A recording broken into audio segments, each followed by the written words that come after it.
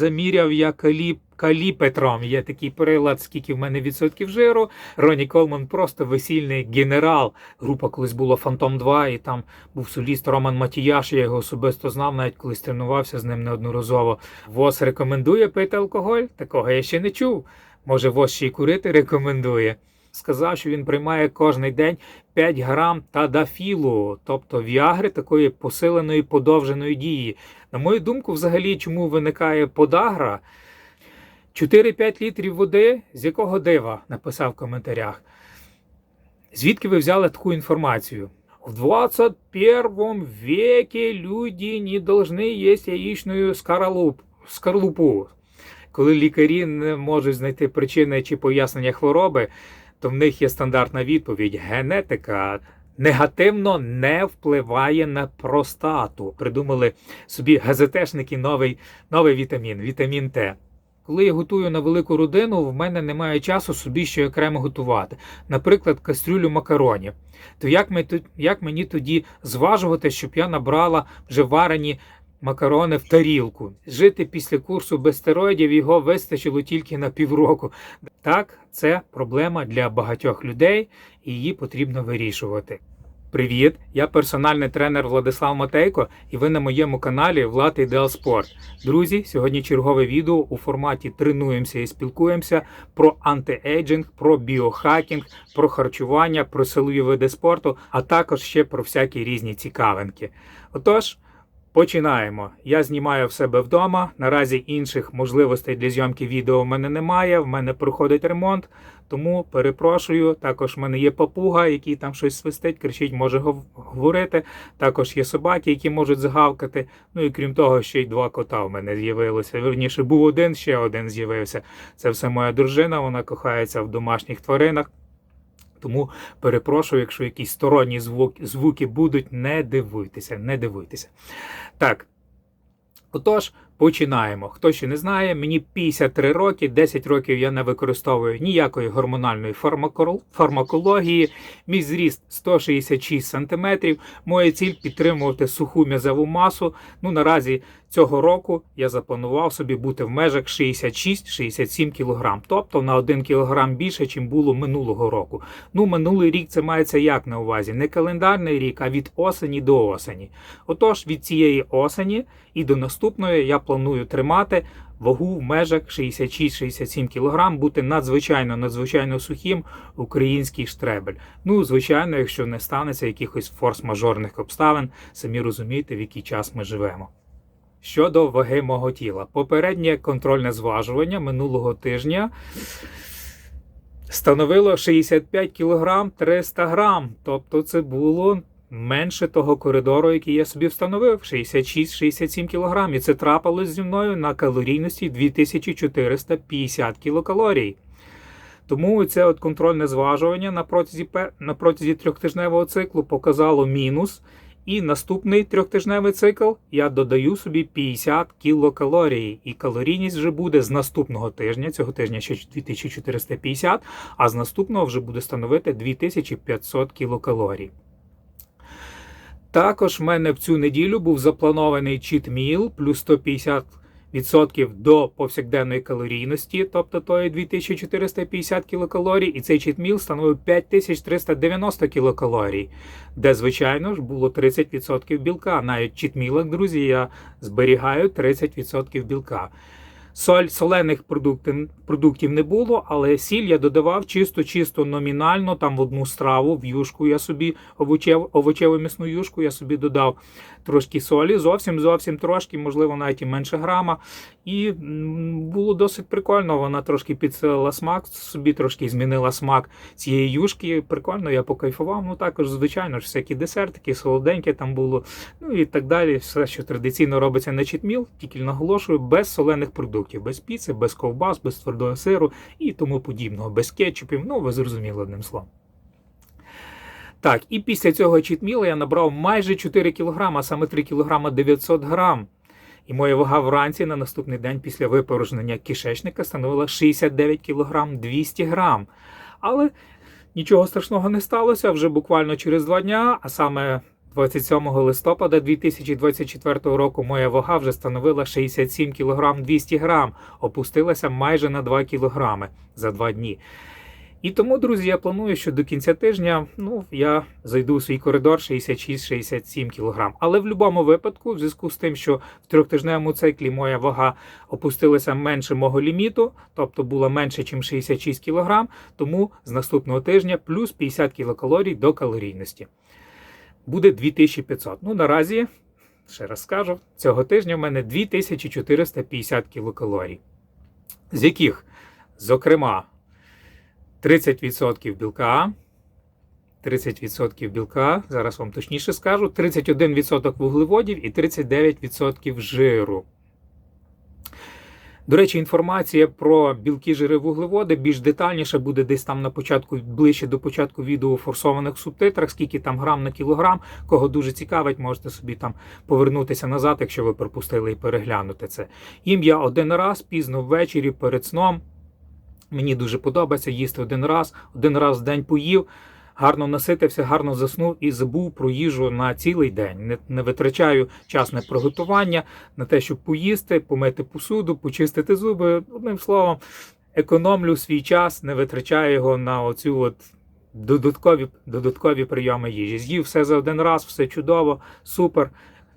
Тіло ідеальне, якість тіла з точки зору фітнеса суперова, контролюю вагу тіла, ніяких проблем не виникає.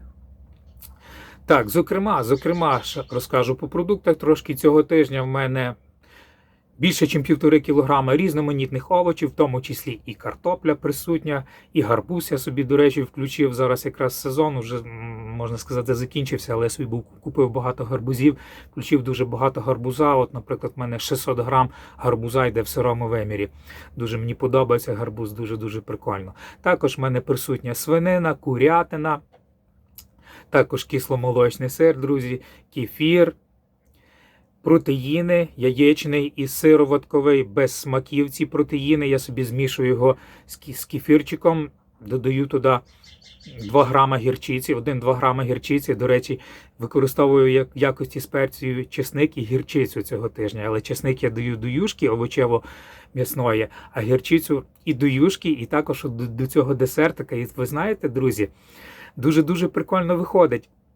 Оця гірчиця в кисломолочному, я змішую протеїн без смаку, кефір і ці гірчички даю. І дуже-дуже прикольний смак. Я собі, до речі, і на читміл таке робив. І знаєте, воно виходить як антагоніст солодкого. І такий якийсь своєрідна така гармонія, така цікава, досить такий цікавий, прикольний смак.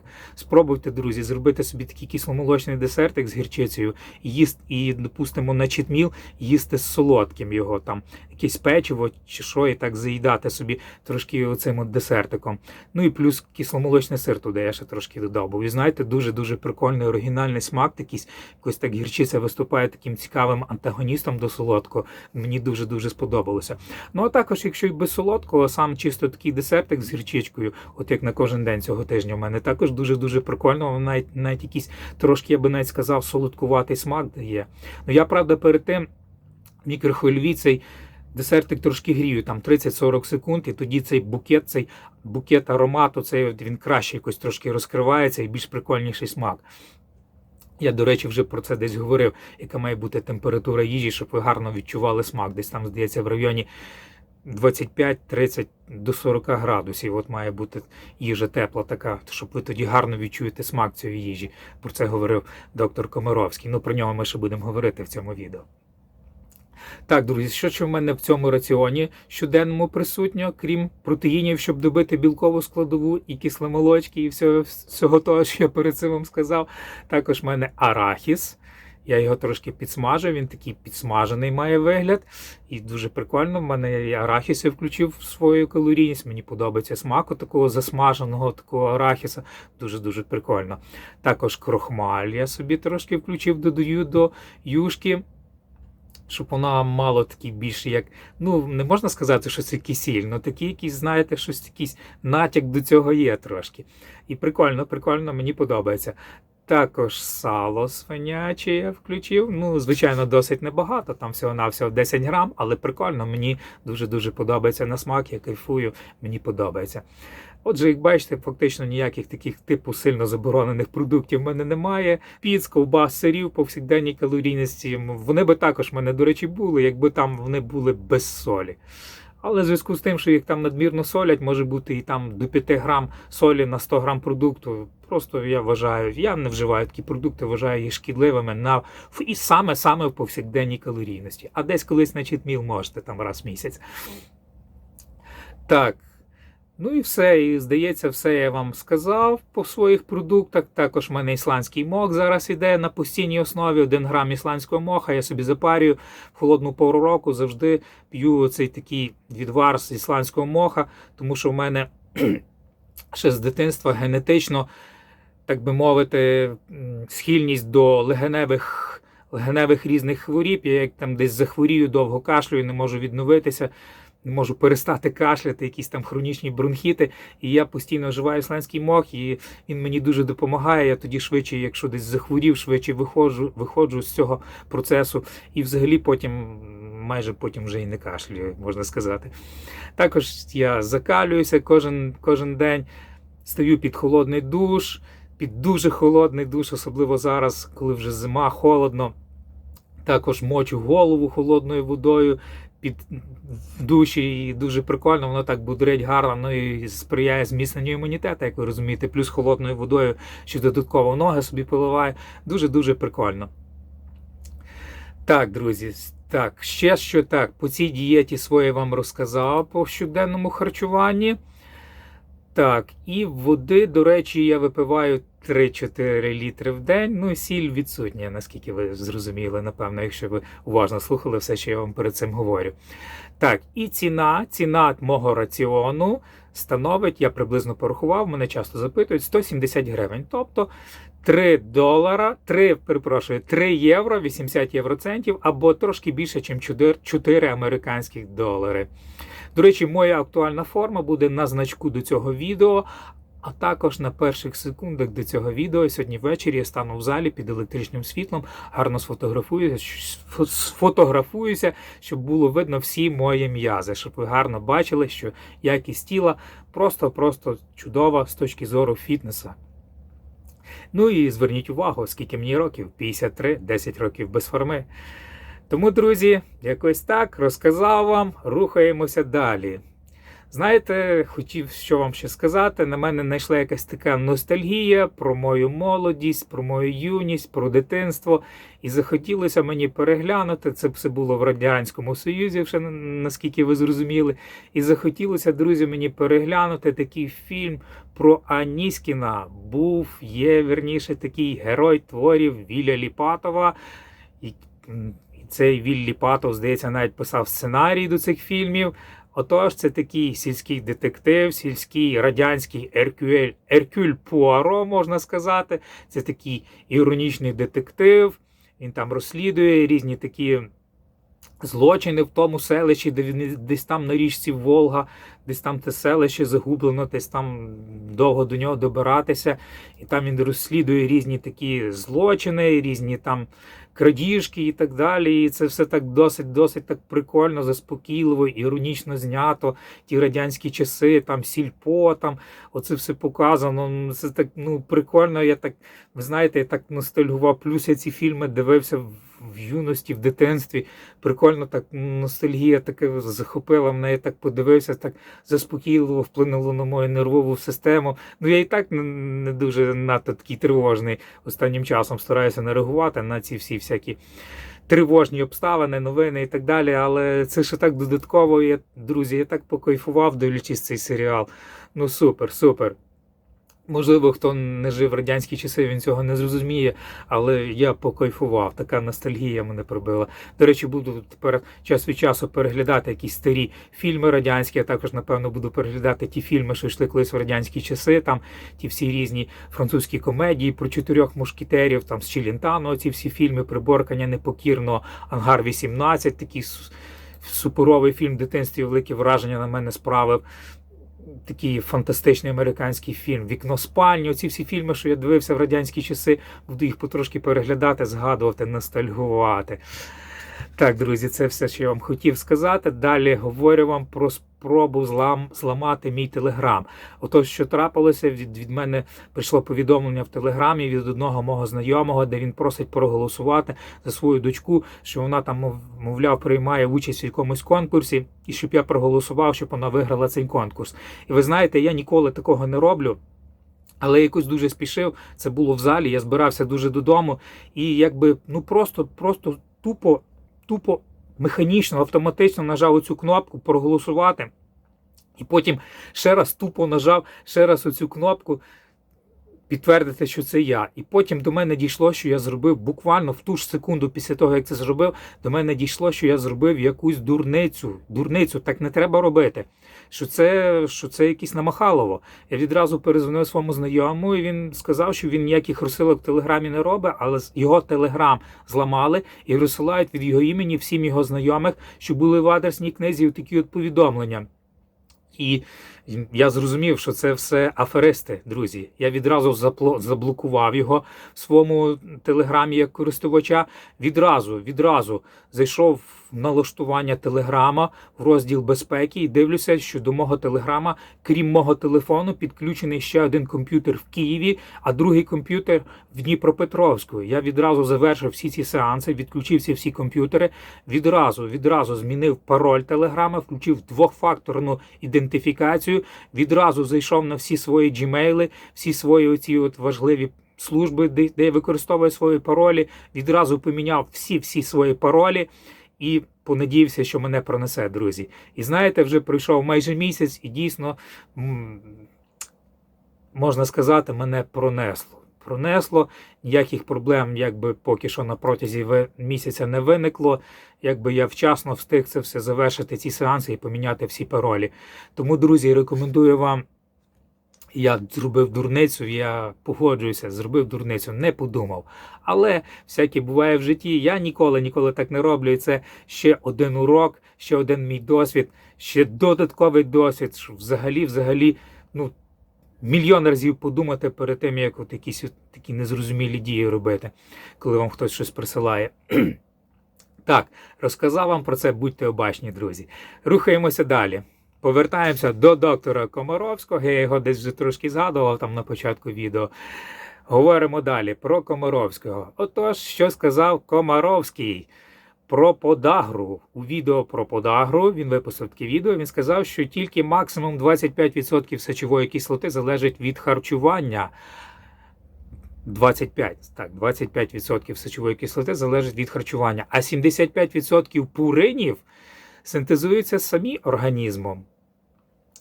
Тому, друзі, зверніть увагу, що якщо ви, на мою думку, взагалі, чому виникає подагра, це метаболічний синдром, можна сказати. Це ожиріння, гіпертонія дуже цьому сприяє. Навіть якщо нема такого явного ожиріння, все одно якесь ожиріння може бути. Це може бути інсулінорезистентність, прихована чи явна. Можуть бути болі в суглобах. А болі в суглобах чому? Тому що ви мало рухаєтесь і п'єте мало води. Щоб у вас ця сечова кислота виводилася, потрібен рух води. Тому що коли ви п'єте воду, вода виводить всі продукти розпаду, в тому числі оці всі пурини, які у вас синтезуються самі організмом. Тобто, якщо у вас мало руху, ви п'єте мало води, не рухаєтеся, не рухаєте суглобами, немає там руху рідини, руху води, руху поживних речовин, оці от продукти розпаду, пурини, сечова кислота, вона з організму не виводиться, а ще якщо ви їсте солене, сіль затримує воду в організмі, ще більш припиняє рух води, і це все одне на одне, гіпертонія, інсулінорезистентність, ожиріння, метаболічний синдром, і у вас є подагра. І, до речі, щоб ви знали, така філософська думка, відразу вам скажу, коли лікарі не можуть знайти причини чи пояснення хвороби, то в них є стандартна відповідь – генетика. Тому, друзі, не звертайте увагу, якщо там лікарі кажуть, що ви лікарям брешете, що ви там п'єте і багато води, і сіль не їсте, і що у вас ожиріння немає, що ви рухаєтеся, і у вас там щось болить. Повірте, друзі, це не так. Лікарі в такому випадку вам скажуть, це генетика, значить ваші батьки, ваші діди, якісь ваші предки мали подагру. Ні, друзі, це не генетика, це стандартна відповідь лікарів, коли вони не можуть сказати вам, в чому причина, а ви якби скриваєте ці всі свої недоліки по харчуванню, по руху і кажете, що у вас все добре, не знаєте, чому це сталося. Ні, друзі, це сталося саме через це, що ви мало рухаєтеся, мало п'єте води, мало їсте білка в тому числі і їсте солене. Так, це моя особиста думка, хтось погоджується, не погоджується, але це моя думка. Так, що ще сказав Комаровський? Комаровський в своєму відео про переїдання, дивився таке його відео також, до речі, часто його дивлюся, цікавий такий дядько, сказав, що надлишок солі також провокує закрепи. Отож, друзі, якщо у вас закрепи, і ви хочете дуже гарно, щоб у вас ходити в туалет, так би мовити, по-великому, мінімізуйте сіль, і не буде ніяких закрепів. Ну, плюс багато води пити, їсти клітковини в межах розумного, і не буде гарно перевареної клітковини, гарно відварюєте м'ясо собі, гарно відварюйте каші, щоб це все легко перетравлювалося, тоді не буде ніяких закрепів. Ну і плюс сіль заберіть, закрепів не буде. Будете бачити, якщо у вас вони є, зробіть так і їх не буде. Так, ще так доктор Комаровський, таке в нього було цікаве відео про можливу шкоду та користь яблук. Сказав, що є така філософська думка, що селекціонери не зовсім погоджуються з такою приказкою, мовляв, яблуко від яблуні далеко не падає. Мовляв, вони з цим не погоджуються. Ну, що можна сказати? Я зробив з цього свій логічний висновок. Так, воно далеко не впаде. Далеко не впаде. Дійсно, яблуко від яблуні не може далеко впасти, хіба його десь вітром занесе трошки подалі. Але коли з тих зерен яблучних щось буде проростати, ну навряд чи щось добре з них виросте, якщо вони будуть знаходитися в тіні материнського дерева. Материнське дерево буде забирати собі всю воду з ґрунту, буде забирати собі все сонце, відтіняти оце молоде деревце, і воно не дасть добре розвиватися яблуні. Тоді, якщо переводити це, так би мовити, в людську площину, яблуко, яблуні, там батьки, діти, тому якби тоді материнське дерево має допомагати оцьому деревцю, яке розвивається. Давати йому якісь поживні речовини якимось чином і так далі, якийсь доступ до сонця якимось чином, десь колись хоча б надавати, гіляки трошки розсувати. Але навряд чи з нього щось виросте, тому що воно все одно буде в тіні, і, напевно, справжній розвиток цього молоденького деревця буде тільки тоді, коли зачахне старе дерево, і то навряд чи щось буде. Тому, друзі, як ви вважаєте, як вам така думка? Напишіть в коментарі. Я вважаю, що якщо ви навіть забезпечена людина і вашим дітям ви не повинні їх повністю потакати їм, давати їм всякі їхні, так би мовити, захцянки, треба їх пошвидше відпустити на свій хліб, можливо, чимось допомогти, підказками, можливо, якось трошки фінансово злегка допомогти, дати якийсь поштовх. Але повірте, що діти мають самі зрозуміти, як заробляти гроші, як розвиватися. Це буде набагато ефективніше в подальшому їхньому житті. Як ви думаєте? Напишіть в коментарях. Можливо, якось трошки заплутано про це сказав, але як сказав, так вже сказав. Що маємо, то маємо, як то кажуть, як говорив наш президент. Так, що я вам ще хотів сказати? Хотів розказати про яєчну шкаралупу. Відкрив для себе, друзі, яєчну шкаралупу. Отож, яєчна шкаралупа. Так. Це джерело легко засвоюваного кальцію. І щоб ви знали, там якась четвертинка чи третинка, це вже ви отримуєте 1000 мг кальція, тобто 1 грам кальція. Цього цілком достатньо для добової норми. ви зміцнюєте свої зуби, і це говорять, що дуже легко засвоюється цей кальцій, а дослідження американських вчених навіть довели, що це стимулює роботу кісткового мозку, зокрема активізує його кровотворну функцію. Також це допомагає виводити радіонукліди. Також допомагає у дітей при розвитку рахіту і навіть анемії, тобто недокрів'ї. І тоді в такому випадку навіть яєчна шкаралупа рекомендується як біодобавка до їжі на постійній основі. Також це джерело мікроелементів, які позитивно впливають на роботу всього кишково-шлункового тракту. Також знезаражує різні рани і подряпини, прискорює загоєння, допомагає при алергіті і так далі і тому подібне. Так, і яєчна шкаралупа, щоб ви знали, там ще вам скажу, там на 100 грам яєчної шкаралупи 3,3 грама білка і 0,03% ліпідів, тобто жиру. Там також є кальцій, як я вже говорив, магній. І взагалі різні поживні, цікаві мінерали та речовини з багато елементів з таблиці Менделєєва, так сказати, якщо вас цікавить, десь можете знайти собі таку інформацію в інтернеті. А от доктор Комаровський, давайте вже завершимо тему про доктора Комаровського. Доктор Комаровський сказав, що, мовляв, яєчну шкаралупу їсти не треба, мовляв, як він завжди любить сказати, в 21 веке люди не должны їсти яєчну шкарлупу. Друзі, ви знаєте доктора Комаровського, і тут же доктор Комаровський прикріпив посилання на iHerb, де продається кальцій в порошку. Не з яєчної шкаралупи, а якийсь інший. Мовляв, в 21 сторіччі людина має їсти біодобавочку, а не з яєчної шкаралупи. Якщо ви, так би мовити, лох, можете зайти по цьому посиланню і купити собі там. Але мені здається, набагато простіше їсти яєчну шкаралупу. Правда, перед тим треба її ретельно помити або навіть прокип'ятити, щоб випадково не заразитися сальмонельозом. Сальмонельозом – така хвороба, яка може бути на шкаралупі, яка може бути на немитих курячих яйцях, тому треба бути дуже акуратно, завжди кип'ятити перед тим, як їсти. І дуже-дуже гарно подрібнити, буквально в порошок розтовкти, щоб не пошкодити собі десь слизову оболонку рота чи там в внутрішніх органах оцією такою гострою яєчною шкаралупою. Одним словом, друзі, ви зрозуміли. Але це вже на ваш розсуд. Подобається вам їсти порошки? Будь ласка, я сам деколи раніше купив собі по якійсь смішній ціні, був багато цього кальція, додаю його з вітаміном Д, вживаю. Але зараз трошки економлю цей порошок, що я купив, їм яєчну шкаралупу, і все чудово, друзі, все прекрасно. А тож, зверніть увагу, яєчна шкаралупа дуже-дуже корисна. Так, закриваю вкладки про яєчну шкаралупу. Закриваю.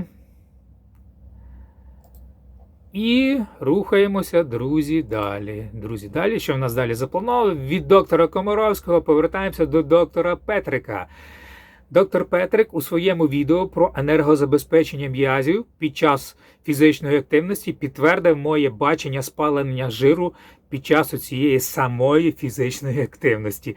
Перепрошую за тавтологію. Завжди в першу чергу, тобто він сказав, що завжди в першу чергу спалюється глікоген, а потім просто він спалюється спершу анаеробним шляхом, а потім аеробним, і тільки потім жир. Тобто для цього потрібна інтенсивна фізична активність в районі 2 годин. Тобто це або інтенсивна ходьба, або інтенсивний біг, або інтенсивні якісь фізичні вправи, інтенсивна робота, таке важливе уточнення, я акцентую, 2 години інтенсивної роботи, а не так, як дехто рекомендує.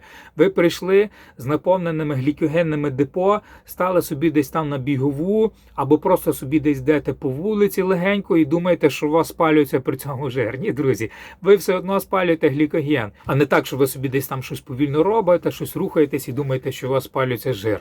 Так само, як ви взагалі не рухаєтесь, також в першу чергу спалюються глікогенні депо, і тільки потім спалюється жир. Адже чому бодібілдери вранці вважають ефективним саме от перед підготовкою до змагань, роблять кардіо саме вранці, для того, щоб якимось чином додатково спалити жир. Не знаю, чи це допомагає, можливо, це працює на рівні, так би мовити, ефекта плацебо, але логіка в цьому є. Якщо ви цілу ніч нічого не їли, тобто, відповідно, ви вночі ж не їсте, це тільки я вночі їм один раз перед сном. А якщо ви вночі нічого не їсте, просто собі спите, за цей час спалюється глікоген, і зранку ви встаєте, глікогенні депо вичерпані. І ви йдете, робите кардіо і додатково спалюєте жир. Під питанням, чи він потім не повернеться назад до вас, коли ви почнете щось їсти. Можливо, очевидно, якщо це великий дефіцит калорій, то він не повернеться. І це додатково навіть в процесі цієї ходьби, тими м'язами, де ви рухаєтесь, саме в цих м'язах, до речі, і буде спалюватись жир. Тому бодібілдери дуже люблять робити отаку ранкове кардіо перед змаганнями для того, щоб максимально просушити ноги. І, до речі, вони це також перед змаганнями люблять робити після силової активності, якоїсь важкої роботи на ноги, де вони там присідали, жали ногами і так далі, потім стають, роблять ще кардіо собі, ходять. Тобто, щоб максимально спалити в цих місцях працюючих жир. Тоді якийсь зміст в цьому є. Так, звичайно. Тому, друзі, зверніть увагу. Доктор Петрик підтвердив мою думку, що для того, щоб почав спалюватися жир, неважливо яким шляхом, анаеробним чи аеробним, спершу він буде анаеробним, потім аеробним. Треба спочатку спалити весь глікоген. Спершу анаеробним шляхом, а потім аеробним. Але ще хочу уточнити, друзі, якщо ви мало їсте, у вас маленька калорійність, навряд чи ці глікогенні депо будуть сильно наповнені у вас. Можливо, вам тоді прийдеться і менше, ніж 2 години, це не 2 години, а там, можливо, навіть і декілька десятків хвилин, а можливо, навіть взагалі, якщо сильне обмеження по калоріях, декілька хвилин рухатися, щоб почав спалювати, щоб глікоген вичерпався і почав спалюватися жир. Тому зверніть також на це увагу. А якщо ви їсте безмірно, там будь-що, не слідкуєте за калорійністю, дуже такі, як би мовити, багато їжі, і потім йдете собі і думаєте, що ви при цьому спалюєте жир. Ні, друзі, ні. Ви спалюєте глікоген. Тільки як спалите глікоген, тільки потім буде жир. Тому, друзі, зверніть обов'язково на це увагу. Так, ще хочу вам сказати про білок трошки. Якщо мало білка, то мало білка в організмі людини, погано метаболізуються мікроелементи, вітаміни, мінерали, не будуть достатньо утворюватись різноманітні гормони, не буде працювати добре нормальна імунна система, не будуть проходити гарно різні ферментативні реакції. Тому білок надзвичайно важливий в нашому раціоні для відновлення, для цих всіх процесів. Я рекомендую, моя думка, приблизно 30% білка має бути в вашому раціоні, щоб у вас не було ніяких травм, не було ніяких пошкоджень опорно-рухового апарату, не було і подагри, в тому числі, я вже про це говорив трошки раніше в цьому відео. Зверніть обов'язково на це увагу. Білок обов'язково має бути присутній. Не тільки рахувати калорії, але і білок. І ще, щоб вам сказав, якщо хтось, можливо, цього не знає, чи знаєте ви, яке м'ясо по своїй структурі найбільш схоже на людське? Так, свинина. Саме так. Свинина найбільш схоже по своїй структурі, по амінокислотному складу на людське. Тому, можливо, ви не знали, будете знати. Рухаємося далі. Так. Доктор Дзідзарія, є такий доктор Дзідзарія, сказав, що таке антиейджинг, мовляв, всі неправильно це розуміють. Антиейджинг – це не просто, щоб жити довго, а щоб жити якісно. Як вам сказати, якась доля істини є в цьому, але я з цим не зовсім погоджуюся, тому що одне витікає з іншого. Будеш жити якісно, будеш жити довго, все взаємопов'язано. А ви як ви думаєте? Напишіть в коментарях. Так, перепрошую, собаки гавкають, дружина, напевно, прийшла, бо мала з коледжу, прошу вибачення. Друзі, не звертайте на це увагу, це найменша наша собачка, якась там пудель-булонка, забув, як ця порода називається, вона сама гавкуча в нас. Не звертайте на це увагу, ті більші собаки, вони так навіть не гавкають сильно, як ця маленька сама гавкуча. Ще й папуга там підключився, це вже якийсь там тріо чи квартет навіть. Добре, що ще коти голосно не мявкають. А так, не звертайте уваги, друзі. Так, що я вам хочу ще сказати. Є такий стронгмен, Хафтор Бьорнсон, відомий за роллю в серіалі про вікінгів. Цей серіал називається «Ігри престолів». Я його не дивився, але всі так його рекламують. Треба, напевно, спробувати буде подивитися декілька серій. Отож, він там в інтерв'ю Кирилу Саричеву, є такий російський бувший спортсмен, пауерліфтер, зараз блогер. В інтерв'ю цьому Кирилу Саричеву Хафтор Бьорнсон сказав, що він приймає кожен день 5 грам тадафілу, тобто віагри, такої посиленої подовженої дії, яка діє там не декілька годин, а там, здається, добу чи навіть ще більше.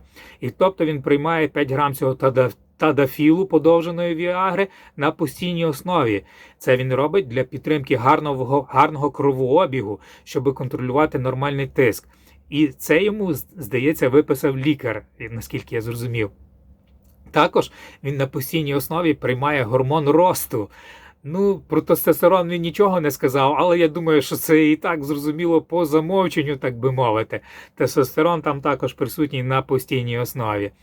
Така м'язова маса при такій вазі, не дивлячись на те, що в нього там і відсоток жиру досить великий. Правда, він зараз краще виглядає, чим колись виглядав по якості тіла відносно відсотку жиру. Але все одно така вага, такі м'язи, така вага тіла, це без тестостерону, це неможливо підтримувати. До речі, в нього в спонсорах є лабораторія, яка його спонсорує. Він постійно просовує цю лабораторію і здає постійно аналізи в цій лабораторії. Так, що далі продовжуємо? Про лабораторії. На прокат-шоу, є такі качковські шоу, в російськомовному ютубі обговорювали ГЗТ, гормонозамісну терапію. І там були ендокринологи з 2 конкуруючих лабораторій. Павел Попов такий та Євген Греков. І оцей от Павел Попов сказав, що у світлі послідніх досліджень тестостерон негативно не впливає на простату. А от жіночий гормон естрадіол вкупі з гормоном росту підвищує ризики онкології простати. До речі, оці 2 ендокринолога, Павел Попов та Євген Греков, дуже активно сперечалися, дуже підколювали один одного, вказували на різноманітні лікарські помилки їхніх клінік та лабораторій. Це все було так досить прикольно, смішно слухати. Я дивився і я так просто угорав, можна так сказати, з цих їх дискусій всіх. Особливо агресивним був цей Євген Греков. До речі, оцей Євген Греков, що Павел Попов, так би мовити, виглядають не дуже сексуально, так би мовити, мають видно, що вони не контролюють харчування, видно, що вони небагато рухаються, так би мовити, і виглядають, так собі, скажімо так, не схоже, що вони сидять на ГЗТ, хоча я більше чим впевнений, що вони сидять на ГЗТ. Мені здається, вони навіть це і не приховують, але, можливо, я помиляюся. Одним словом, я впевнений, що вони самі знаходяться на ГЗТ, але вигляд у них такий собі. І навряд чи вони з таким виглядом довго проживуть, не дивлячись на оце от ГЗТ, гормонозамісну терапію. До речі, всі вони активно просовували цю ідею ГЗТ, маючи явно надлишкову вагу, особливо Євген Греков, як я вже говорив. Був ще там Станіслав Ліндовер, він розказав про свій досвід відновлення після хімічних курсів. Жити після курсу без стероїдів його вистачило тільки на півроку. Далі він відчув величезний спад активності сил і далі він не зміг. І далі він присів на вічне ГЗТ. Нагадаю, що особисто я відновлювався 3 роки, і мені стало сили волі не зірватися, не повернутися назад на стероїди, не повернутися і не сісти також на якесь вічне ГЗТ. До речі, щоб ви знали, ГЗТ, знаєте, як що називають? Якщо хтось, якісь бувші спортсмени, там є різні думки, скільки має бути там тестостерону на цьому ГЗТ. Хтось говорить, що там якась одна кількість, хтось говорить, набагато більша має бути кількість тестостерону. Ці всі, що говорять, що більше, вони говорять, що це є спортивне ГЗТ або ГЗТ+, навіть же такі терміни з'явилися. А сам тестостерон дехто навіть називає взагалі вітамін Т. Уявляєте собі, вітамін Т. Придумали собі ГЗТшники новий вітамін Т. До речі, Кай Грін, такий відомий бодібілдер, раніше виступав багато на Містер Олімпія, він називав, знаєте, як він називав стероїди і тестостерон, не вітамін Т, він назвав це Orange Juice. І потім всі це підхопили в західному, так би мовити, блогерському просторі і називали, щоб не говорити прямо слово стероїди, говорили Orange Juice, там ті гормональні препарати. Orange Juice. Тобто апельсиновий, мандариновий чи оранжевий сік. Так, знову ж таки, хочу вам сказати про аналізи. Знаєте, є такий Ілля Голем, який недавно помер. Не дивлячись на те, що він постійно здавав аналізи, проводив постійний моніторинг, який трактував саме спеціаліст, адже всі ці газетежники наголошують, що всі ці аналізи має трактувати саме спеціаліст, а не ви самі там. Отож, цей Ілля Голем постійно все моніторив, здавав аналізи, і наскільки мені відомо, під керівництвом такого спортивного ендокринолога доктора Дразніна, і вони навіть проводили разом стріми про ці всі гормональні фармакології, де там про це все розказували, про ці всі аналізи, як це все контролювати. І не дивлячись на це все, це не допомогло Іллі, і Ілля Голем помер. Тому також є такий відомий, він блогер відомий був, а також потім він бодібілдер, виступав в Іспанії на любительській Олімпії, і там, здається, і помер після цих змагань. А Олексій Міряков такий є. Він також сам був лікарем-ендокринологом, також постійно просовував ідеї здачі всіх цих аналізів, і самі розумієте, не дивлячись на всі ці аналізи, також помер. Це йому не допомогло. До речі, ще можу вам сказати, що в нас, можливо, хтось з Івано-Франківська, з України, знає, така група колись була Фантом 2, і там був соліст Роман Матіяш, я його особисто знав, навіть колись тренувався з ним неодноразово в клубі «Геркулес» в 1992 році, де він дуже активно тоді займався, набирав м'язову масу, і він якби був лікарем, і наскільки я потім часто чув від нього такі думки, що він там потім в подальших інтерв'ю якихось, що він там все моніторить, здає аналізи, як бачите, це також йому не допомогло. Тому, друзі, аналізи, якщо вам маєте багато лишнього часу, маєте купу лишніх грошей, можете їх здавати, але повірте, якщо ви не будете контролювати харчування, не зменшите свою вагу тіла, м'язову масу до рівня оптимальної для антиейджинга, для довголіття, не будете рухатися, контролювати харчування, відсоток білка в раціоні, пити багато води будете, не будете зловживати ГЗТ, а краще взагалі без нього обходитися. Повірте мені, що з вами все буде добре, ви проживете довго, без будь-яких аналізів, без будь-якого ГЗТ. Так, що ще хочу вам сказати, Деніс Вольф, є такий відомий німецький бодібілдер, це російський німець, він жив в Радянському Союзі, гарно говорить по-російськи, потім сім'я його емігрувала десь перед 90-ми чи в 90-х в Німеччину, він жив в Німеччині, потім перебрався до Сполучених Штатів, виступав на Олімпії, таку досить гарну тілобудову мав Деніс Вольф, мені подобався як атлет. І що він сказав? Що він ніколи не використовував синтол, використовував тільки гормональну фармакологію. Добре, хоч це не заперечував. І ще сказав, що саме беззмістовна та шкідлива вправа для бодібілдинга є станова тяга. Друзі, я з ним не погоджуюся, станова тяга супер вправа, в тому числі і для культуризму, і для бодібілдинга. Основне не ставити силові рекорди. Можливо, Деніс Вольф ставив якийсь силовий рекорд в цій тязі, десь там отримав якусь травму, і він так вважає. Я вважаю, що ні, друзі. Особливо, якщо ви натуральний атлет, станова тяга має бути у вас присутня.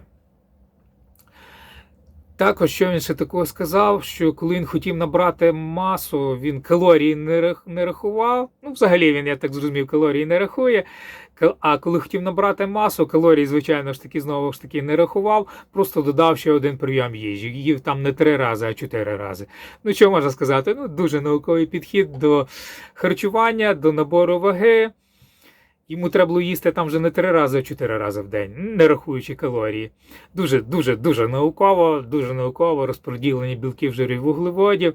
Можливо, тому він і отримав якусь травму, і отримав змагальну кар'єру, тому що не контролює калорійність, не контролює розподілення білків, жирів, вуглеводів, скільки там білка невідомо в нього в раціоні.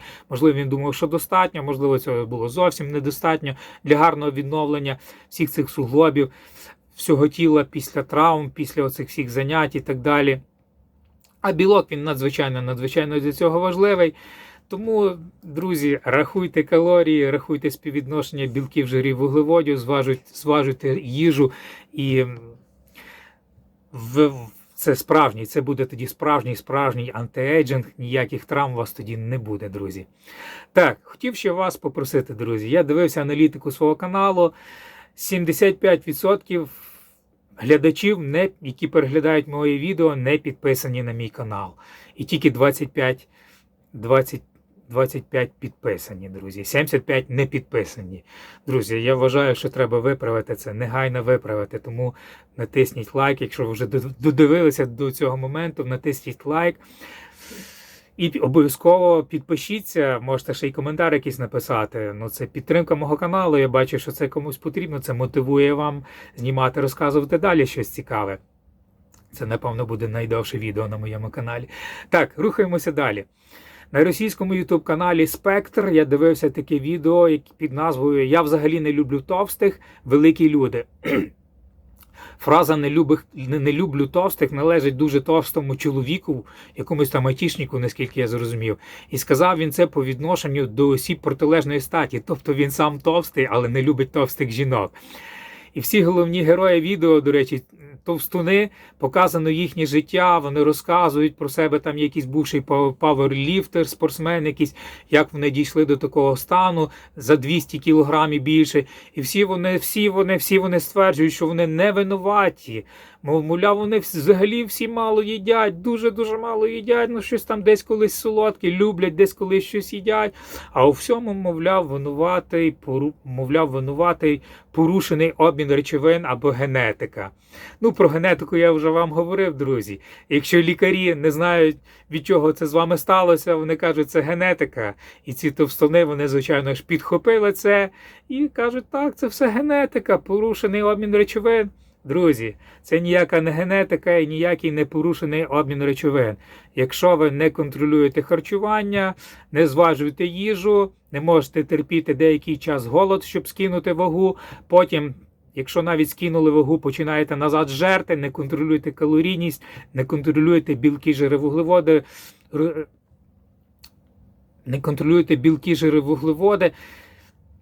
оце от розподілення, звичайно, ви назад наберете і будете всьому звинувачувати поганий обмін речовин та генетику. Це все дуже смішно, друзі. Так, ще хотів вам що сказати. Заміряв я каліпетром. Є такий прилад, скільки в мене відсотків жиру. Правда, це було несподівано. Один наш клієнт, Олексій, приніс каліпетр. Зал в мене є десь там далеко захований, свій я навіть далеко не користувався, але він приніс каліпетр і каже, давай поміряємо. Але я, друзі, це було вранці, перед тим я вночі гарно поїв, був такий насичений, глікогенні депоповні, плюс я перед тим ще випив, був десь орієнтовно до 2 літрів, 1,5-2 літри води, купа води під шкірою, як ви розумієте, вона не може відразу вивестися так. Ми заміряли, і він показав, що в мене показує, якби мені було 30 років, це 10% жиру, а якби було 53 роки, як зараз є, ну, як є 53 роки по цій таблиці до каліпетра, то там типу 15%. Ну, я не погоджуюся, друзі. Ну, яка різниця, скільки вам років?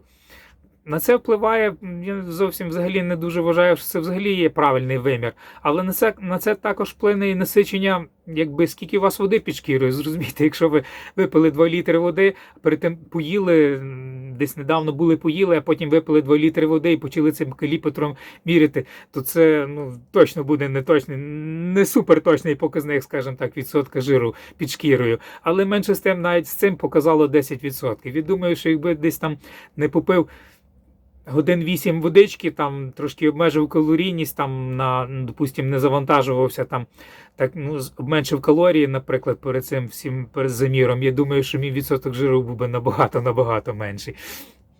А ви як думаєте? Напишіть в коментарях свою думку. Так, ще хотів вам що розказати. Повертаємося далі до бодібілдерів. Ронні Колман. Ронні Колман, знаєте, такий дуже відомий містер Олімпія. Вважаю, містер Олімпія номер 1 загалом зі всіх містер Олімпіїв. В нього є така лінійка спортивного харчування Ronnie Coleman Signature Series. І він показав якомусь відео свою headquarters, тобто свою штаб-квартиру, де виготовляються ці всі supplements, ці всі добавки, протеїни і так далі. І таке дуже-дуже величезне приміщення, якесь таке величезне світле, купа телевізорів на всіх стінах, таких величезних. Там транслюються відео мотиваційні з Ронні Колманом, коли він був в чудовій формі. І різноманітні плакати висять по всіх стінах, там рецепшн, він заходить по карточці, там робочий стіл його типу показали, там ще купа робочих столів поруч, різні менеджери сидять, і Ронні Колман там сидить за тим столом і регоче, щось там розказує. Ну, друзі, зовсім не схоже, що він якийсь там дуже такий солідний управляючий, що він там керує цим всім виробництвом, показував цей склад, де оце всі різні банки знаходяться, як це все робиться. І навіть стоїть мотоцикл Harley Davidson. На ньому написано Ronnie Coleman Signature Series. Очевидно, хтось може придбати такий у нього і мотоцикл з такою лайбою, такою Ronnie Coleman Signature Series.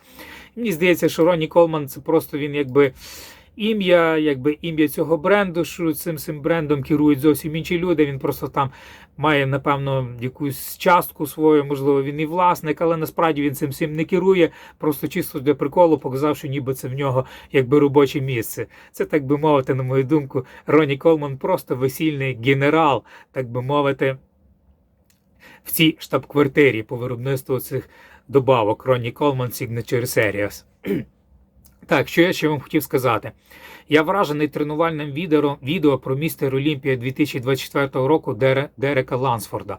На жаль, він став тільки третім на цьому містер Олімпія. Перший став Самсон Дауда, другий Хаді Чупан, а третій Дерек Лансфорд. Там показано, як він тренує гомілки та біцепс стегна. Гомілки, до речі, друзі, в мене більш рельєфніші, та й біцепс стегна, мені здається, більш сухіший на сушці, хоча й не такий великий, як цього Дерека Лансфорда. Отож, друзі, я був просто вражений. Дуже якісна кіношна зйомка, монтаж з різних ракурсів, так прикольно було дивитися, то наближається, то віддаляється, дуже круто, дуже круто. Я такий кайф зловив, дивлячись на оце от гарне, красиве тіло, яке рельєфиться, яке ділиться. Різні ракурси, такі потрібна гарна музика підібрана, бомба, просто суперова. Я дивився, друзі, як заворожений від першої секунди до останньої, просто супер. А зараз, друзі, йдемо до Великої Британії, до Англії. Є такий письменник відомий Роберт Луїс Стівенсон. Він такий відомий за книгою «Острів скарбів», напевно, ви знаєте. І він написав також дуже таку відому книгу «Хімерна пригода доктора Джекіла та містера Хайда». І це все він зробив під кайфом від кофеїну. Це така готична повість. Дуже така відома, дуже така зробила великий фурор в світі книжковому, як і «Острів скарбів», до речі, але це така, як би вам сказати, традиційне переосмислення теми двійництва в людині. І це він написав таке під кайфом від кокаїну. Ну що ж, можливо, таким можна було дійсно написати тільки під впливом якогось такого кайфового стимулятора, як кокаїн. Так, що вам ще, якщо ми вже в Британії, що вам ще хочу розказати. Знаєте, є такий медвежа Паддінгтон родом з Перу, дитячий персонаж таких славнозвісних історій різноманітних, по яких навіть знятий був мультик дитячий, здається, чи Дісней, чи не Дісней, ну, західний мультик. І на кінець то оцей от медвежа Паддінгтон отримав британський паспорт. Не знаю, фейк це чи не фейк. Якщо це не фейк, якщо це правда, то МВС Великої Британії спрацювало в кращих традиціях англійського гумору. Так, ми в Англії, ще далі трішки в Англії. Сер Томас Шон Коннері, знаєте, такий відомий актор, дуже Шон Коннері. Він народився в 1930 році, знявся в понад 70 стрічках. Він втілив образ британського супершпигуна Джеймса Бонда в 6 епізодах Бондіани. Він, до речі, є дуже-дуже відомий також не тільки як кіноактор, а й продюсер. Він дуже така багатогранна особистість, дуже-дуже, наскільки я розумію, розумна така людина, має різні наукові знання, почесні відзнаки у різних позиціях і світових рейтингах,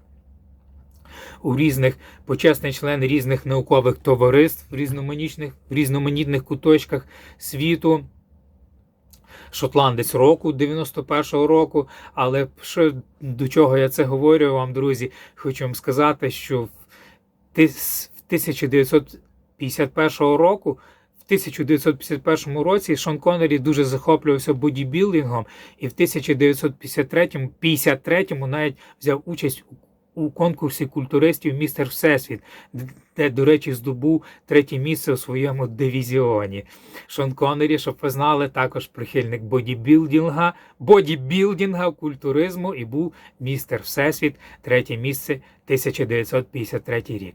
Так, якщо ми вже в 50-х роках, в 1950-60-х роках, щоб ви знали, друзі, в літаках були спальні місця. Тобто, як в поїздах. Верхні та нижні полиці, ви могли собі летіти і спати. Це дуже актуально для людей, які мають велику вагу, які мають надлишкову масу, в тому числі м'язеву масу. Ви собі можете не тулитися десь до крісел, не брати 2-3 місця, не брати бізнес-клас, просто берете верхнє спальне місце і собі спите там зверху, ніхто вам не заважає, нікому ви не заважаєте. Так, ну це іронія, друзі. Так. Трошки про США, про Сполучені Штати. Зараз вам розкажу, на літаку в США перебираємось.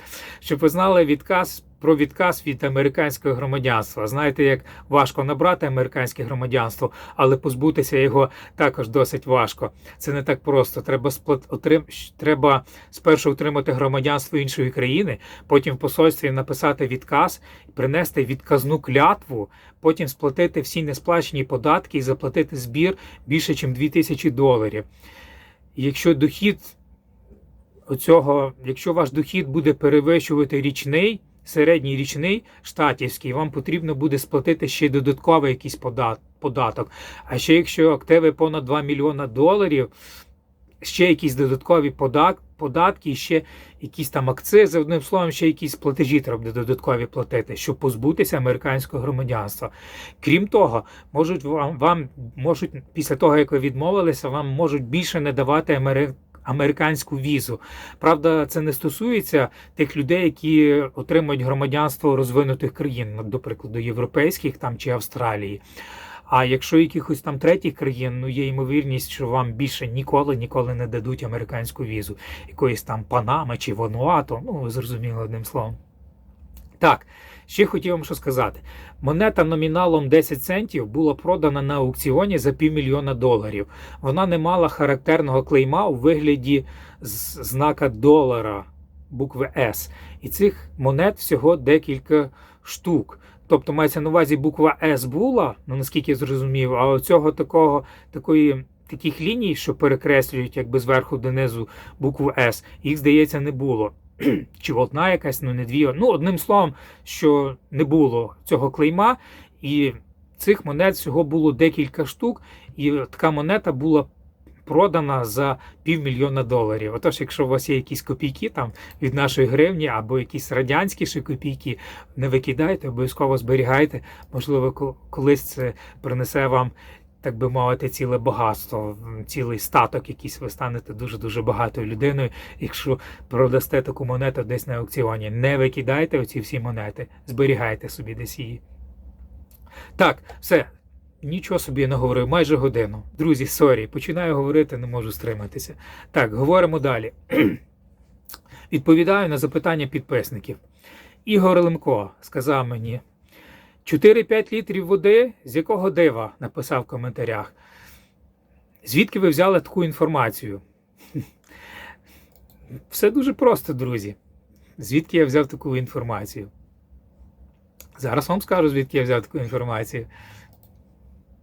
Таку інформацію я знайшов, друзі, в інтернеті. Це інформація ВООЗ, Всесвітня організація охорони здоров'я, і вона рекомендує пити середньостатистичній людині 2-3 літра води на день, друзі. Ну, якщо ми візьмемо, що середньостатистична вага тіла становить орієнтовно між 60 і 100 кг, тобто в середньому 80 кг, і ми розділимо, до прикладу, 3 літри води, розділимо, наприклад, на 100 кг ваги, максимально візьмемо, то ми отримаємо 30 мл на кілограм ваги. А 30 мл на кілограм ваги, наприклад, це для 80-кілограмового, це і буде десь приблизно 2,5 літри. Але ще раз наголошу, це для людей, які середньостатистичних. А середньостатистична людина яка? Та, яка мало рухається, яка мало контролює своє харчування, як правило, має надлишкову вагу, і такій людині рекомендують пити орієнтовно 30 мл рідини на кожен кілограм свого тіла в день. Якщо ви активна людина, активно рухаєтеся, то ви маєте пити набагато більше, щоб було оновлення гарне, щоб було гарне оновлення суглобів. Якщо ви їсте достатньо білка, щоб гарно виводилися продукти розпаду білка, щоб у вас були гарні аналізи на білок, якщо ви потім здаєте. І тому я рекомендую пити більше. Такій фізично активній людині я рекомендую пити 40-50 мл води. Тобто, якщо 50 мл рідини на кожен кілограм тіла множимо на 80, ну це десь і виходить в районі 4 літрів. В районі 4 літрів. Хочете, можете пити більше, шкоди великої в цьому не буде. Єдиний негативний ефект, ви будете ходити часто в туалет, попісяти, так сказати, але це, я вважаю, це позитивно. Це рідка кров, це виводяться всі продукти розпаду, у вас гарно функціонують всі органи, не болять нирки. До речі, я колись пив мало води, мене боліли нирки, почав пити багато води, ніяких проблем з нирками не виникає. І щоб ви знали, друзі, у дорослих чоловіків вміст води в тілі приблизно 60%, а у літніх він зменшується до 40%, а у немовлят, до речі, 70%, в дітей, вірніше, 70%. Тобто, заплутано сказав, у дітей 70%, в дорослих 60%, у літніх до 40% зменшується кількість води в організмі. Про що це говорить? Якщо ви хочете не старіти, пийте достатньо води. Достатньо води, щоб не старіти. І мені здається, що 30 мл на кілограм ваги для цього недостатньо. Треба трошки більше. Так, 40-50 мл на кілограм ваги – це мій емпіричний досвід. Ніяких проблем з аналізами я здавав. Мені коли спонсорували аналізи були, я ніколи їх не здавав, спонсорували, я здав. Друзі, ніяких проблем, не дивлячись на те, що я пив величезну кількість води, ніяких проблем, уже в той час, коли здавав ті аналізи, ніяких проблем з нирками, ні з чим іншим в мене не було. Відповідає другий коментар, цей самий Ігор Лемко. ВОЗ не рекомендує алкоголь. ВОЗ вказує лише на дозу, з якою може справитися організм. І ще він написав, ВОЗ рекомендує пити алкоголь? Такого я ще не чув. Може, ВОЗ ще й курити рекомендує? Ну, як вам, друзі, сказати? ВОЗ рекомендує безпечну дозу, якщо ви вживаєте цей алкоголь кожен день. Але сам по собі алкоголь є корисним. Я, до речі, зараз про це розкажу. І саме оця от безпечна доза, повірте, вона в мільйон разів перестрахована, оця от безпечна доза. І рішення вживати вам її чи ні, виключно за вами. А взагалі, Ігор Лемко, дякую за уточнення. Так, ВОЗ не рекомендує, і рішення вживати чи ні, виключно за вами. Але, про що я хочу вам сказати, друзі? Про що я вам хочу сказати, друзі? Оця от безпечна доза алкоголю, вона в різних країнах різна. В різних країнах різна. До прикладу, що я вам хочу сказати. Наприклад, в Австрії вважається 6 грам спирту безпечна доза алкоголю на день. В Британії 8 грам спирту. В Ісландії 9,5. В Нідерландах майже 10. В Фінляндії 11. В Швейцарії 11. В Данії 12. Португалія 14, Португалія США 14, Японія майже 20, Угорщина 17. Тобто, ви розумієте, різна. В Україні, до речі, українське ВООЗ рекомендує, відділення українського ВООЗ рекомендує 10 грам спирту. Тобто, це стандартна доза, яка переробляється або утилізується організмом повністю в середньому протягом 1 години. Розумієте, друзі? В середньому протягом 1 години. Тобто ніякої шкоди не буде. Організм безпечно переробить оцю кількість спирту. Так, і що хочу ще вам сказати, друзі. Алкоголь насправді, спирт, алкоголь є досить корисна речовина в невеличких кількостях. Він досить корисний, якщо ви з ним не зловживаєте. Він є сам по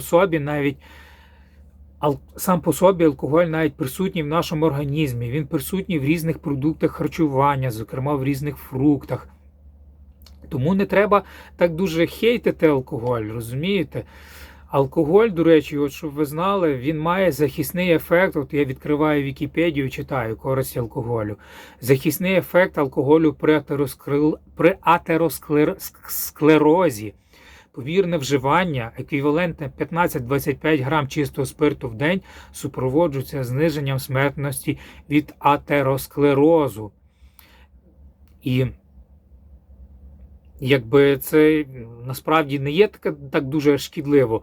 Потім зниження ризику інфаркту міокарда в невеличких дозах на 32% менша ймовірність серцевого нападу у порівнянні з тими, хто вживає спиртне рідше або взагалі його не вживає. Вчені пояснюють, що просто помірне споживання алкоголю підвищує рівень холестерину, ліпопротеїнів високої щільності і зменшує схильність до тромбоутворення, поліпшує вуглеводний обмін. Також зниження смертності після інфаркту міокарда. Помірне споживання алкоголю знижує смертність після інфаркту міокарда. Помірне споживання алкоголю пацієнтами, що потерпіли інфаркт, що перенесли інфаркт міокарда, здається ефективнішим стосовно продовження життя цих пацієнтів, ніж інтенсивна гіпогліпідемічна терапія. Дуже складно все, сподіваюся, зрозуміли.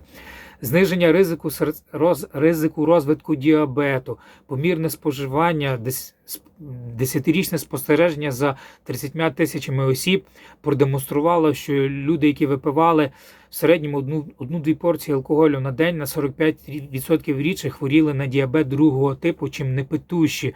Інше дослідження показало, що споживання алкоголю в помірних кількостях здатне захистити жінок похилого віку від розвитку діабету другого типу.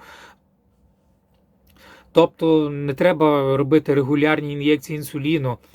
І вчені також виявили таку закономірність. Цей тип діабету загрожує більше абсолютно непитущим. Тому якось так, друзі. Захист від хвороби Альцгеймера, вплив на функцію нирок. Помірне споживання впливає на функцію нирок та знижує ризик ниркової патології. Зниження ймовірності захворювань на рак нирок. Також захист печінки, помірне вживання вина близько 100 грам в день. Це захист печінки в тому числі. Це все проводили якісь дослідження. Також зміцнення кісток, підвищує мінеральну щільність кісток, позитивний вплив на суглоби і кісткову тканину, зниження ризику розвитку ревматоїдного артриту, захист від деяких видів раку, зниження ризику розвитку раку легенів, також має протизапальний ефект, а також протекторна дія проти радіації.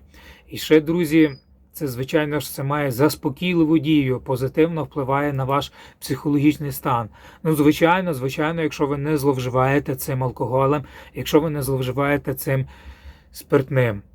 спиртом. Тому не треба боятися алкоголю. До речі, королева Вікторія також споживала шампанське перед сном і, знаєте, дуже-дуже довго жила. Тому я вважаю, що алкоголь в невеличких дозах, так, він є досить корисний. До речі, я собі ще більше скоротив цю дозу. Наприклад, в Австрії, найменше у світі вважається в Австрії, 6 грам спирту в день. Я собі скоротив її ще більше. Це взагалі така супер мільярдно скорочена доза до 4 грам. Можна мільярд разів перестрахована доза до 4 грамів спирту. І раз в 3 тижні я на щоденній основі включаю собі 4 грами спирту. До речі, друзі, я забув вам сказати, цього тижня в моїй калорійності щоденній є 4 грами спирту, а саме це 25 грам ірландського лікеру Бейліс. Знаєте, такий солодкуватий лікер Бейліс, чимось трошки схожий на згущене молоко, і там є спирт. І я собі перед сном дуже гарно вживаю оцей от Бейліс, 25 грам цього Белізу. Мені дуже подобається, дуже прикольний смак, дуже кайфую. Дуже-дуже прикольно. Інколи навіть мішаю його з десертиком кисломолочним. Дуже мені подобається. Друзі, мені взагалі дуже подобається смак спирту. Не знаю чому, дуже подобається. Але, звичайно, що моя ціль не є напитися там, щоб стати якимось п'яним, щоб мені сильно крутилося в голові. Ні, друзі. Мені просто подобається смак спирту. І, зокрема, через це все, що в маленьких дозах спирт є досить корисною речовиною. Я собі вирішив час від часу включати щоденну калорійність, включаю. Друзі, все добре. Ніяких проблем зі здоров'ям в мене немає.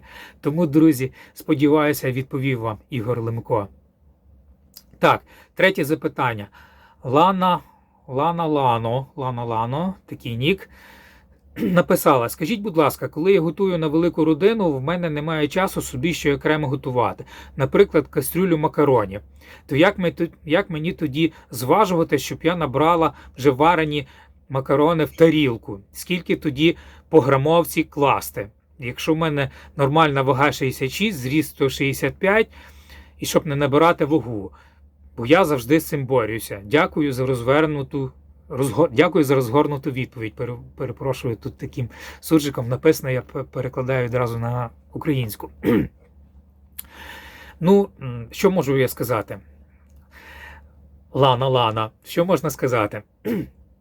Друзі, якщо у вас така проблема виникла, тобто ви приготували величезну порцію, до прикладу, ви приготували кілограм макаронів на величезну сім'ю, а особисто вам потрібно з'їсти 200 грам цих макаронів. Як діємо? Ви берете оці всі зварені макарони і зважуєте, скільки загалом вони заважують, оці всі кілограм зварених макаронів. Звичайно, за мінусом тари. І, до прикладу, якщо так ви відважили в сухому вимірі кілограм макаронів, так, а ваші зважені макарони, до прикладу, становлять 2 кілограма макаронів, так, і вам потрібно з'їсти 200 грам макаронів. Якби ви собі постановили, що вам потрібно з'їсти 200 грам макаронів в сухому вимірі, тобто 1/5 частина. І тому ви берете оці 2 кілограми готових макаронів, ділите на 5, 1/5 частину, і отримаєте 400 грам. Тобто вам буде потрібно собі відважити 400 грам макаронів у готовому вигляді. Тобто, друзі, я сподіваюся, ви зрозуміли. Зважуєте вже тоді, якщо так, на то пішло. Вам треба розподілити на якусь кількість прийомів, там, чи між різними людьми, якщо ви перед тим сухий продукт зважили. Тобто, зважуєте загалом готове і ділите на цю кількість частин, і, відповідно, пропорційно собі відважуєте цю кількість готового продукту вже. Не знаю, чи ви зрозуміли, спробував якось пояснити. Сподіваюся, що Лана зрозуміла це. І ще там, до речі, зверніть увагу, Лана, якщо ви не будете контролювати свою калорійність, розподілення білків, жирів, вуглеводів, навряд чи вам така от схема допоможе готувати на всіх, потім собі щось там ділити. Важко мені так сказати, це все індивідуально, це все консультації, наскільки ви розумієте, складання програми харчування, тільки тоді ви точно не наберете. А так от щось там тицяти пальцями в небо, щось там гадати на кавовій гущі, важко мені щось вам сказати. Але Якщо ви хочете, наприклад, якусь свою частку вже в готовій їжі, зрозуміли, зважуєте вже готовий продукт, зважуєте сухий продукт, готуєте, зважуєте готовий продукт, відповідно, пропорційно потім цю частку готового продукту собі це і буде ваша порція. Так, і ще там такий Міша Жоган десь там під цими відео писав: оце проблема, що вчора з'їв більше, ніж сьогодні. Так, поважний Міша Жога К8Т нік, це проблема сучасного цивілізованого людства. Якщо ви ще не знали, сучасна епідемія людства – це ожиріння, надлишкова вага. І так, це проблема для багатьох людей, і її потрібно вирішувати. Контроль калорійності, програми харчування, білки, жири, вуглеводи. Так, друзі, саме це вирішить цю проблему. Ну і плюс, відповідно, рухова активність, щоб ніколи не старіти і бути завжди функціональним. Так, все, будемо на сьогодні завершувати. Стільки наговорив. Дуже багато, друзі, але я вже не міг спинитися, почав з вами говорити. На завершення. Є така відома фраза стародавнього мислителя Арістотеля: душа світиться красою, коли людина холоднокровно зносить одне нещастя за іншим. Не тому, що відчуває їх, а тому, що є людиною високої та героїчної вдачі. Проявіть силу волі, прийміть несприятливі обставини як даність, це надасть вам поштовх. Завдяки цьому ви спрогресуєте в своєму розвитку. Це зробить вас сильнішим, а світла полоса обов'язково зміниться на темно. Друзі, суперова фраза стародавнього мислителя Арістотеля. Я погоджуюся, друзі. Не дивлячись на будь-який час, на будь-які обставини, в яких ми зараз живемо, обов'язково рано чи пізно темна полоса зміниться світлою полосою. Настане світлий період у вашому житті. Тому, якщо є якісь обставини, які ви не можете перебороти, просто змиріться з цим і отримуйте кайф від процесу. Отримуйте кайф в якихось оцих всіх повсякденних, буденних речах, в якихось маленьких радощах. Це все вам допоможе пережити темну полосу, а світла полоса обов'язково настане, друзі. Ну і на сам кінець, натураліст Бероуз, є такий відомий Бероуз, натураліст, говорив: підстрибніть і у вас виростуть крила, а внизу з'явиться сітка. Тому, друзі, щоб вийти з темної полоси, мусимо змиритися, підстрибнути, внизу з'явиться сітка і обов'язково буде світла полоса. Все, друзі, завершую. Ще раз нагадаю, мені 53 роки, ніякого старіння, ціль вічна молодість, прожити 200+. Якщо вас цікавить, вподобайк, підписка, пишіть якийсь коментар, приєднуйтесь, тренування, програми харчування, всі посилання на мої соцмережі в описі до любого відео на YouTube. Все, друзі, був радий з вами спілкуватися, перепрошую, якщо дуже довго. Але якось так, друзі. До зустрічі в нових відео. І пам'ятайте, ніякого старіння.